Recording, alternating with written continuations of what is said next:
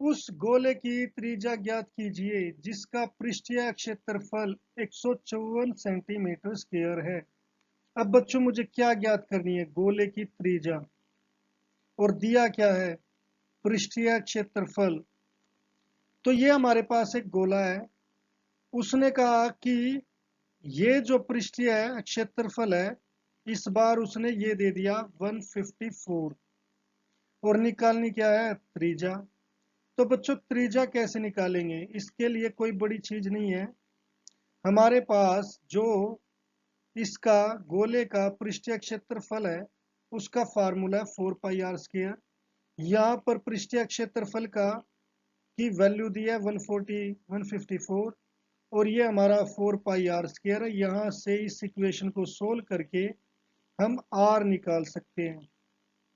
तो इसके लिए हम पहले मानेंगे, माना गोले की त्रिज्या जो हमें निकालनी है, गोले की त्रिज्या ये कितनी है? r सेंटीमीटर, ये मान ली।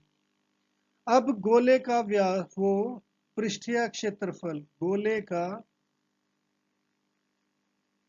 पृष्ठीय क्षेत्रफल ये हमें दिया है, जो कितना है? 154 सेंटीमीटर स्क्वायर। इसीलिए जो गोले का जो पृष्ठीय क्षेत्रफल होता है वो क्या होता है? 4 पाई r स्क्वायर इक्वल टू हो गया 154। अब बच्चों यहाँ 4 पाई की वैल्यू क्या है? 22/7, और यहाँ पर r square equal to 154। r निकालना है तो बच्चों जो यहाँ पर मल्टीप्लाई में है, ये दोनों, ये राइट हैंड साइड जाकर किस में हो जाएंगे? डिवाइड में। और जो ये डिवाइड में है ये किस में चला जाएगा? मल्टीप्लाई में। तो यहाँ पर हो गया r square equal to 154 into 7/4 into 22। अब बच्चों क्या यहाँ पर कोई आपस में डिवाइड करता है? यहाँ पर देख सकते हो, ये 2 पर जाएगा, 2 2 जा 4, और ये भी 2 7 जा 2 7 जा 14 हो गया। अब बच्चों जैसे ये 22 और 77 है, ये 11 पर जा रहे हैं, डिवाइड हो सकते हैं। 11 दूनी 22, 11 सते 77। क्या अब और कोई आपस में डिवाइड होता है? आपस में अब कोई डिवाइड नहीं होता। तो ये क्या हो गया? 7 सत्ते 49, और 2 दूनी 4। तो ये हमारी से वो त्रिज्या का स्क्वायर आ गया।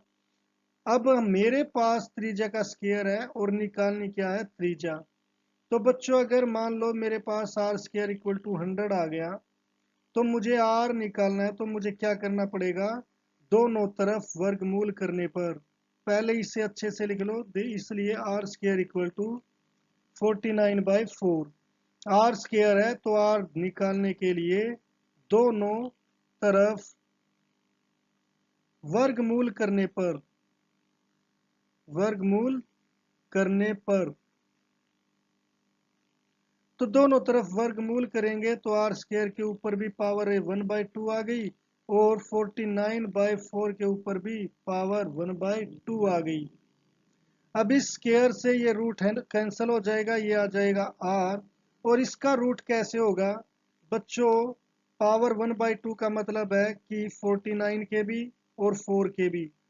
अब भाज्य गुणनखंड करो, ये किस पर जा रहा है? 7 सत्ते 49, 7 एकम 7।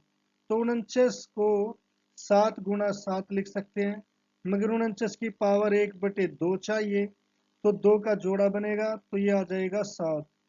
तो जो न्यूमरेटर है उसका आंसर आ गया 7। अब 4 का हम कैसे करेंगे? 2 2 जा 4, 2 1 जा 2, तो 4 को लिख सकते हैं 2 इंटू 2, और 4 का की पावर 1/2 क्या होगी? 2 का पेयर बनेगा तो आ जाएगा 2। यहाँ पर 2 का ही पेयर क्यों बना? क्योंकि 1/2 था, अगर 1/3 होता तो 3 का पेयर बनता बच्चों। तो ये आ गया 7/2। तो इसीलिए गोले की त्रिज्या कितनी आ गई? गोले की त्रिज्या अगर आप इसे डिवाइड करें तो ये 3.5 सेंटीमीटर आएगी।